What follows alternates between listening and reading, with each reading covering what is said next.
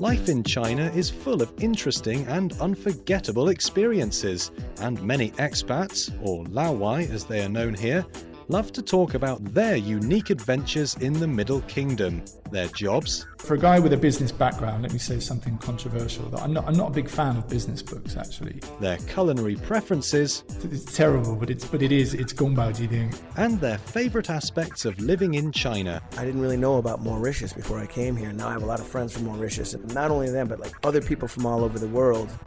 With Milan Yakoa, next.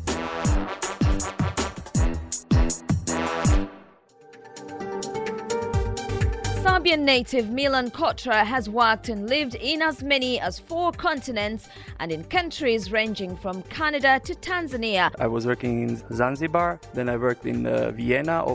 France to the entire Balkan region, and now China, where he works as a chef de cuisine at Kempinski's Beijing signature restaurant. And now I'm really searching to find the time to learn how to make noodles. Milan prides himself on having special knowledge of classic dishes of many countries. Kind of Serbian specialists who know how to make Beijing duck. In this episode of the program, therefore, I sit down with him to talk more about his vast culinary journeys beyond Beijing.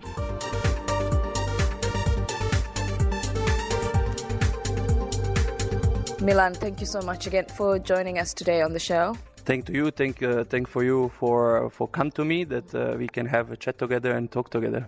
You're originally from Serbia, but you've been working in China for not more than 2 years, I suppose. So tell us a little bit about your background as a chef and how you ended up in China.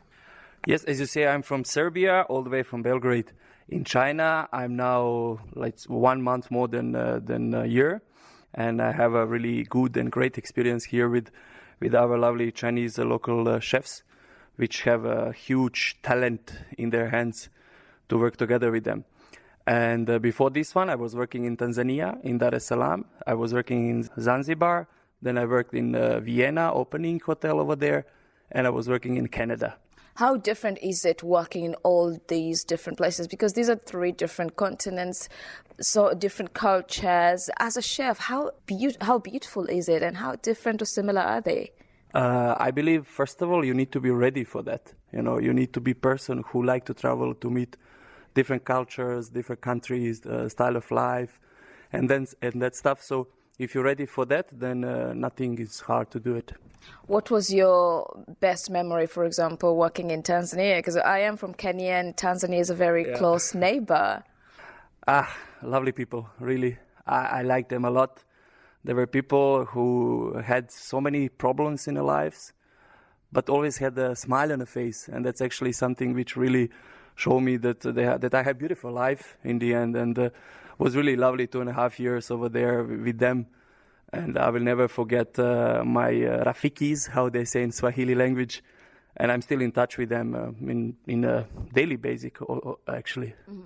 So how then did you end up in China? Or did you have a plan after that you wanted to explore the East, perhaps? Asia was my dream. So I was looking for that long time ago to come here and work in Asia. And then my wish go through because executive chef from our hotel Kempinski here was contacting me and asking me to come over, and I was just say yes. I didn't ask for contract for anything. I would just say yes, and then after that all go through, and then I came here. And how has this experience been for you so far? Because this is a very different culture, a different taste palette as a chef. I mean, coming from Tanzania and coming from Europe, having worked in those places, the gastronomic industry is very different, and the way people view food is different for you. How has it been for you in China?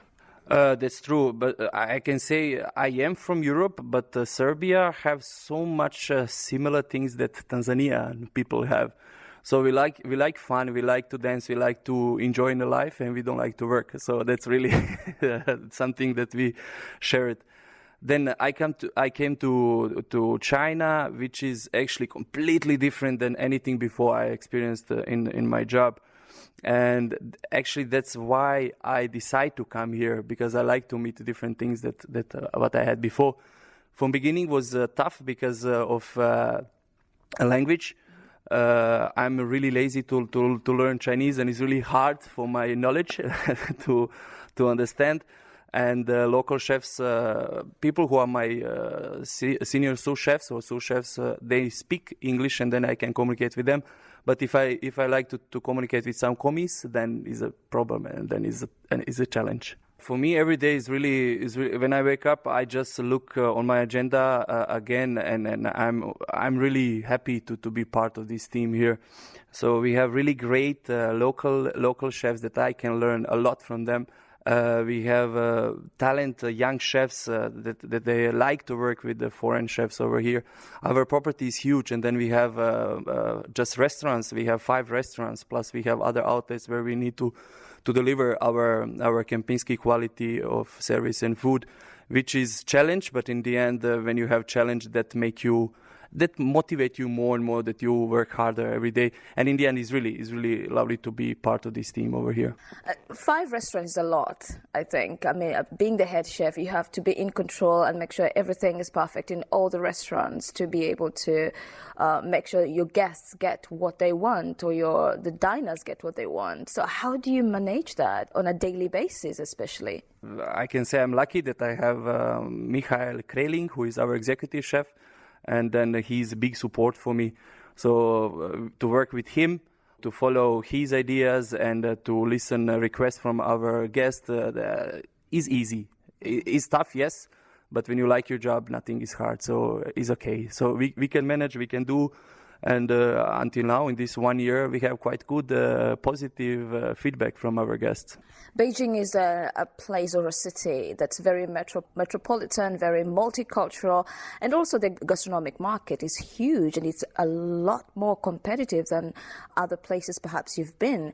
So how do you make sure that your restaurants stay ahead of the game? You come from Kenya, and then you say, all of us know that from Kenya is coming people who are going on a marathon, and they are fastest in the world. So if they compare with the other people who have even better, how can I say, who have a better life or more chance to win, they will never go to run.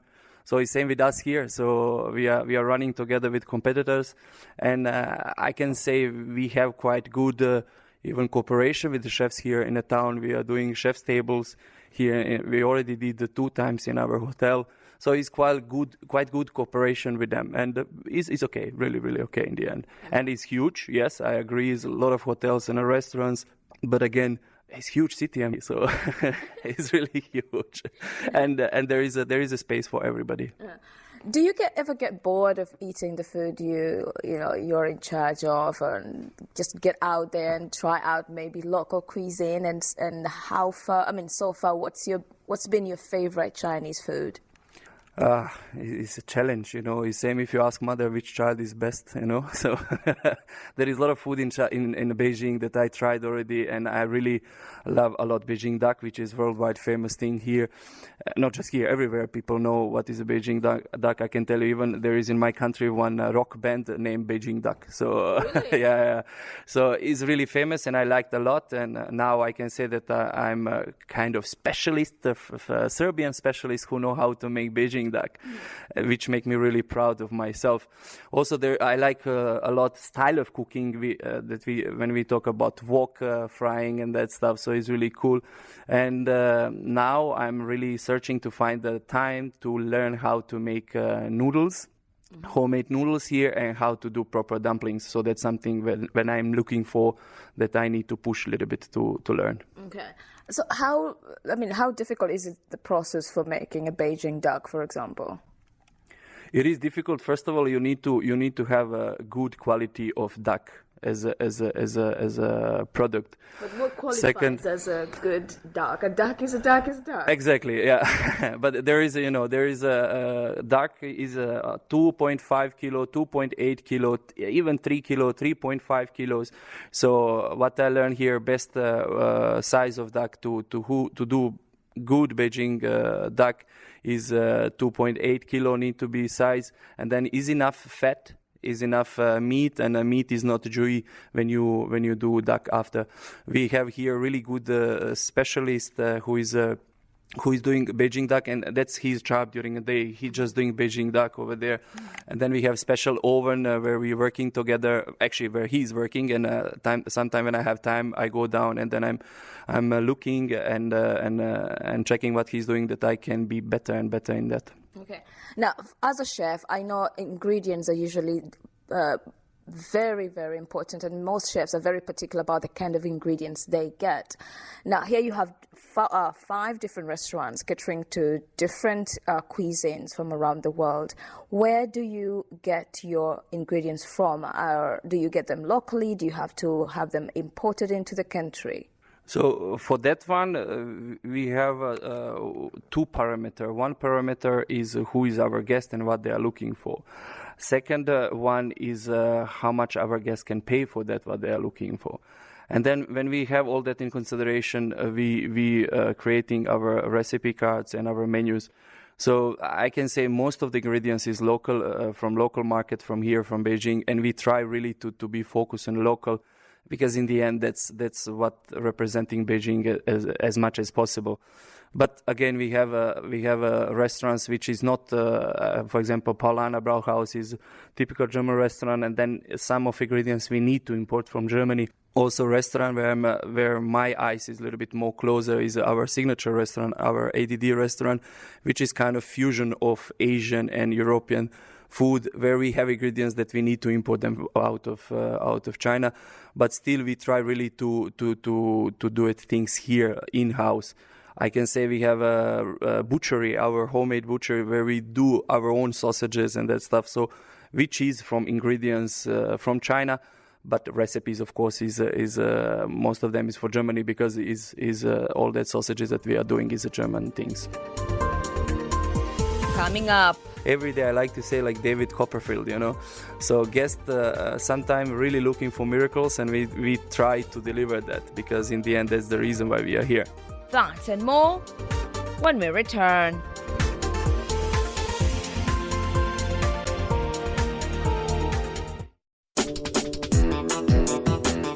Life in China is full of interesting and unforgettable experiences, and many expats, or Laowai as they are known here, love to talk about their unique adventures in the Middle Kingdom, their jobs. For a guy with a business background, let me say something controversial. That I'm not a big fan of business books, actually. Their culinary preferences. It's terrible, but it's Gongbaojiding. And their favourite aspects of living in China. I didn't really know about Mauritius before I came here. Now I have a lot of friends from Mauritius. And not only them, but like other people from all over the world.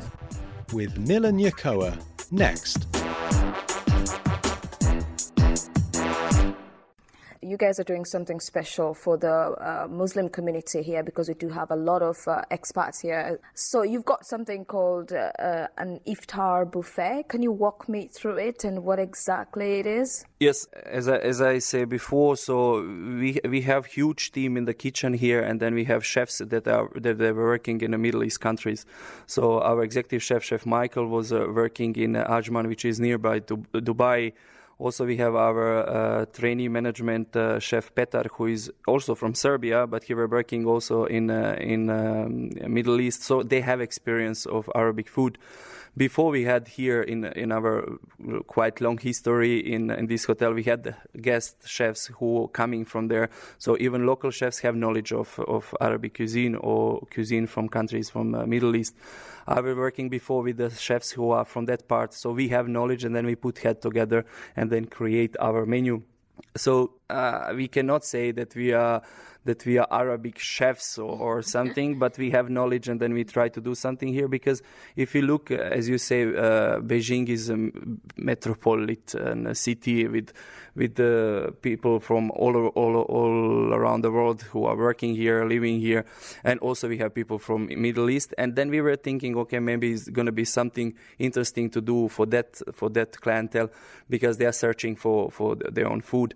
So we with our management team, we get idea, let's try to do 1 month promotion of Arabic food over here, and is going really good. So for me it was really good. We had guests from from Turkey, and it's really tough to make food for them because they're really picky for their own food. Oh, really? And they were really, really happy, and they say, hummus is almost like from Turkey. And I say, oh, thank you very much. So it was really, so it was really, really, really good experience, and I believe. So in terms of menu, I can say that we do our meze corner, meze table, which contain more than 15 different type of mezes. We have a really good... Sorry, but what exactly is a meze? Meze in Arabic language or language of Middle East countries is starters or salads that you eat before your soup or main courses. So contain hummus, baba ganoush, labneh, muhammara. Then they have these pickles, vegetable pickles, which is special from that area. So we have recipe on how to do it. Then they have different type of cheese. Muhalabia they have, tabbouleh. I cannot now even to say to all of them, but yeah, is plenty of them that we put together heads and then we make through. But you also have Chinese clientele who also try this menu, and I would like to know their reaction. Yeah. For them it's a little bit strange. It's something new. So before we didn't have that in our hotel. So and then when they try, it's different because Arabic cuisine is completely different than Chinese food. But feedback is really okay, and we have already guests who come back to try again and to bring their own families to try. So I had one guest who had our Arabic food here. He were with some business partners, and then 5 days after, he came with his wife and his family. So look, that he liked. So usually iftar is served in the evenings, but then you also have, I think it's zuhur in the morning. Do you also cater for that? Zuhur in the morning we do just for the special request if we have a guest in a house, and then we do that for them. We do not have corn in a restaurant or a restaurant open just for that because we do not have enough guests who are searching for that. But for the iftar, which is starting after sunset every day, we have already bookings, pre-bookings, and people are interested to come, and yeah, that's how we do. And then we do until 10 o'clock evening, when our signature restaurant usually is a closing time. Okay. So now I'm looking here. This is a menu. The menu you have for the iftar buffet. This looks like a lot. Yeah, it is, but again, in the end, we are here as David. We need to be every day. I like to say like David Copperfield, So guests sometimes really looking for miracles, and we try to deliver that because in the end, that's the reason why we are here.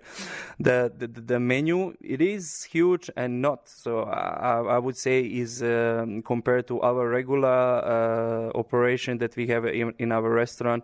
So is matching. A palette is matching to that in terms of number of the dishes in a restaurant. But do you keep in mind that, especially because most of these people who come for this particular dinner have been fasting throughout the day, perhaps since 3 a.m. in the morning, and I mean, how do you make sure that they're not just overeating, but they're eating healthy? I need to make sure that there is enough food. And if you ask me, yes, they are overeating. But if you have in consideration that they are not eating whole day, is really understandable. I respect that really. If you look at me, I'm not small guy and I eat a lot. So I couldn't make that really every day to not eat and then eat just after sunset. So huge and big respect from me for that really. Now, in general, as a chef, for other younger chefs perhaps who are listening to this and they would love to try the Chinese market, what would be the one advice you would tell them? I can say, as I said from beginning, first of all, you need to be a person who like to travel, who like to explore the world, who like to meet different people and different cultures. If you are that kind of person, then for sure you need to go out, because always you need to come back in your own country and work in your own country, because there is the safest place for you in the world, which is for all of us as a foreigners. But for me, when you explore the world, when you see different cultures, then you growing in terms of from which angle you look on the world. And as I said before, when I think back about my Tanzanian friends, I can say that I have best life in the world, and I miss nothing, And then when you come to China, who have huge history, lovely food. They really respect each other here. And I mean, if I didn't go to Canada, if I didn't go to Tanzania and here to China, I believe I will have less and less knowledge about life overall. And now, as of course, again, a chef, and you said you love traveling. You've been in China for just over a year now. Have you been able to escape Beijing and go to other cities? And what do you think has been your favorite place so far, especially when it comes to cuisine? I can say in this 1 year I had the time to go to Tianjin, and that was because of business. And because of that, it's a really lovely city. It's a beautiful city, so I will go there to visit and to see from my private perspective, not just from business-wise. Other than that, I had the chance to go hiking for the Great Wall of China, which was really amazing experience, especially because we went there from wild side of wall, so it was really cool. Other than that, we didn't had yet chance, me and my wife, to travel in China, not yet. I hope that my business will allow me to go, but it's okay. I'm here because of business, so there will be a day for that. Does that mean you work every day, or do you only have one day a week? No, I have off days, of course. Don't get me wrong, I'm not complaining. I have off days for sure, and in that off days I like to spend with my friends. And I actually realized that the Serbian community here is not that small, so we find already some of Serbian friends. And I'm really passionate about basketball, so almost every my off day I go to play basketball with my friends. Also, Beijing have beautiful parks where you can go and enjoy to have your own picnic, and is really cool. So that's actually basically how I spend my time. And then evening time I go to Hutong's area, where is lovely clubs and pubs, and it's really cool places to be. Okay. My final question is, and this is an inevitable question that every foreigner in China gets. So what's your plan with China? How long do you plan to stay here, and what's next for you? Actually, my plan is to travel around the world with my job. So I was in Africa. I originally come from Serbia. I was in North America. Now I'm in Asia, and there's two wishes. One is Latin America, and one is Russia. Russia because it's just easy, biggest country in the world, and I'm sure they have a lot of things over there that I need to see and to explore. And Latin America, just because of people. I have some friends from Chile, from Venezuela, from Brazil, and they are so lovely, and I'm really looking forward to go there. Milan, thank you again so much for being on the show. Thank you very much, and looking forward for you to come to try our Arabic food in my restaurant. That's it from this week's edition of My China Story. Tune in again next week, same time, as I talk to yet another expatriate about their work, life and experiences here in China. If you've got any questions, comments or suggestions, be sure to follow us on our Facebook page, China Plus, and leave your comments. Until then, it's goodbye for now.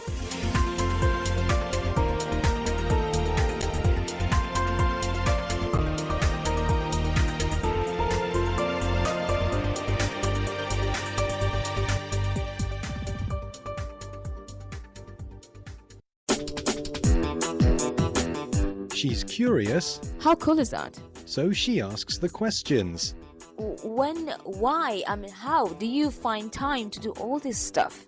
Do you think that strategy of employing predominantly women is the one that has led to your brand being very successful? A lot of people are not happy that you say you're a black Chinese. Do you feel like you are a celebrity? But to whom? Each week, join Nila Nyakoa as she brings you a series of in-depth conversations with foreign nationals living in China. Tune in to hear their experiences of expat life in China.